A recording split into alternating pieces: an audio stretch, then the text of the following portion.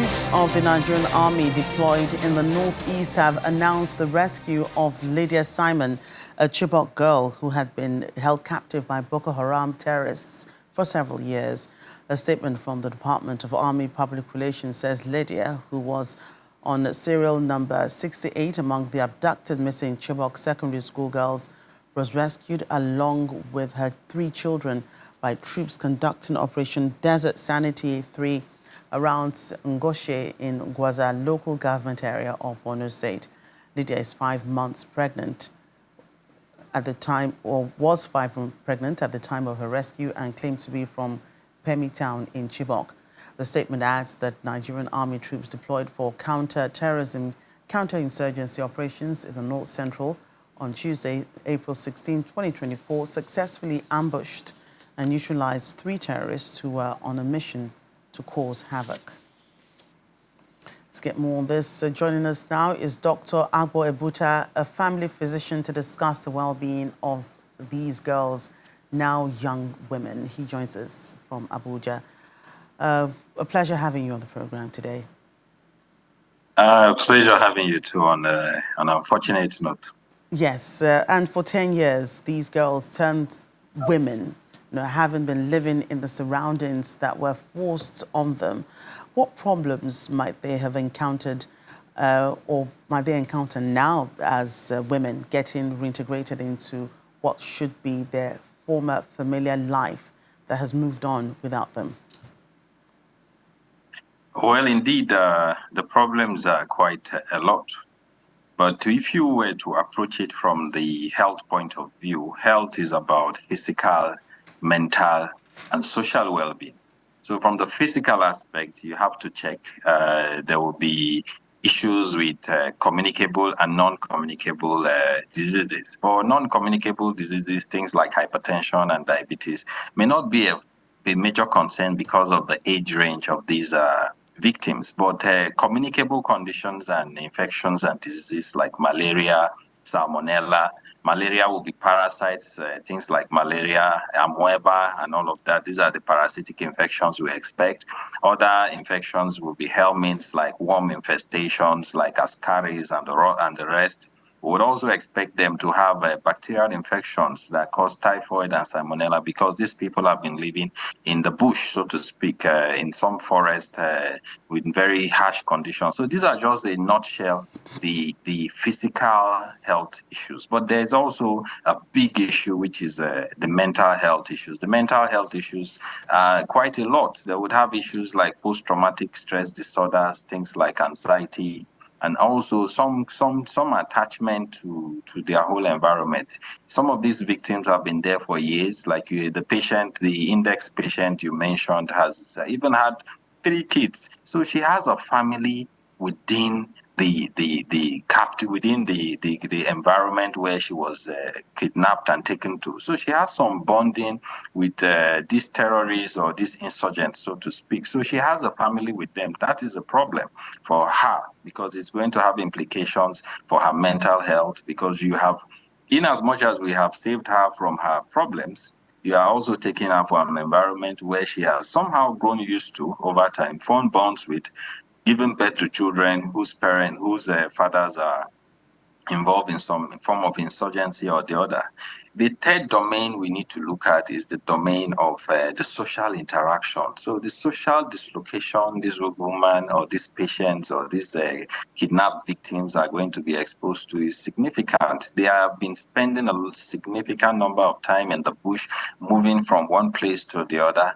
They have not been exposed to any form of education. They have also not been exposed to any form of interaction that is outside a harsh security environment, like they have been exposed, like they've been experiencing. So that movement from this environment to a new environment, in as much as it is a rescue, is a significant dislocation. So we need to address the 3 domains, which will be the physical health of this patient, the mental health of this patient, and the social distortion, the social dislocation that these victims are experiencing. And it's a big issue, really.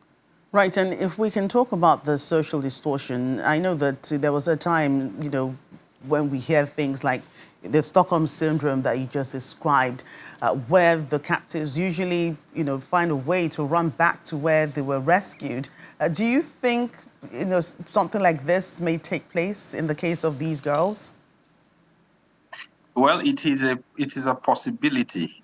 In as much as orthodox medicine has not fully defined, classified, and adopted Stockholm syndrome as an entity, so to speak. But this is being discussed critically. A lot of people have come up with theories on why this happens. Imagine you find yourself as a captive, and your captor is providing you food and some form of protection, and now you have children for this captor. You would have some relationship. You would have some. You would basically have some emotional attachment. So once you are moved from that environment, there is a chance that you may have some ties with this person. And this may be described as the Stockholm syndrome that is easily remembered by the 1970s experience in Sweden, where the victims of an armed robbery, after spending a lot of times with the armed robbers, upon being released, were advocating for these armed robbers, even raised money for these armed robbers, and were trying to protect the interest of the armed robbers against the state. They even were in a counter position to the sitting prime minister then. So yes, in fact, I think in unofficial quarters, we have heard that some of these ladies who were released actually requested that they want, one or two may have requested that they want to go back to their husbands who are still maybe insurgents or terrorists, non-state actors. So it is important to understand and to treat each case in its merit. You need to evaluate each patient you need to evaluate each patient individually and come up with an intervention that is precise to what this patient needs. These patients need physical intervention to address infections and all those conditions. They also need long-term mental health conditioning intervention, psychotherapy, and follow-up, because they are also at risk, apart from Stockholm syndrome, they are also at risk of post-traumatic stress disorder. If you are in a place where you are exposed to life-threatening situations, by the time you are moved from that place to a new place that is safe, you still have flashbacks, you still have avoidance behavior, you still have panic disorders, panic attacks, and anxiety. So these are conditions. And depression. Depression also has been shown to be very high in patients who were kidnapped victims even after rescue. So we need to understand that long-term psychotherapy must be part of all reintegration programs. Of course, other components like reintegration into the society, because some of them are exposed to stigmatization to a large extent, where people who were not kidnapped in the community see them as outcasts. These are people who are coming from the camp. You've been with insurgents, Boko Haram or whoever for 10 years. So you are now part of those people. You are not part of us. So we need to come up with a very comprehensive program. The government is doing an excellent job, but we need to come up with a template that is communicated to every health framework, every stakeholder, so that what you have is a framework that is plug and play. If you have a kidnapped victim, these are the things you need to do.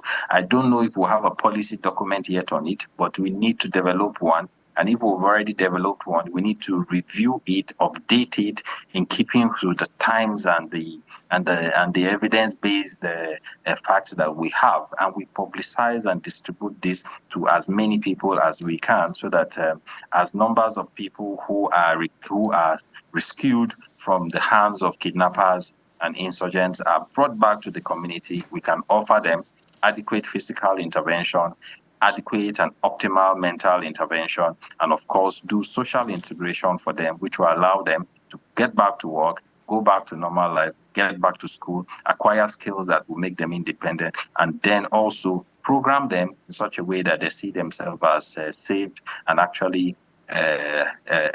separated from their past, which although will keep coming back, therefore the need for long-term follow-up. Right. Family physician Dr. Agbo Ebuta, thank you for sharing your thoughts with us on that situation on the program. You're welcome. Thank you.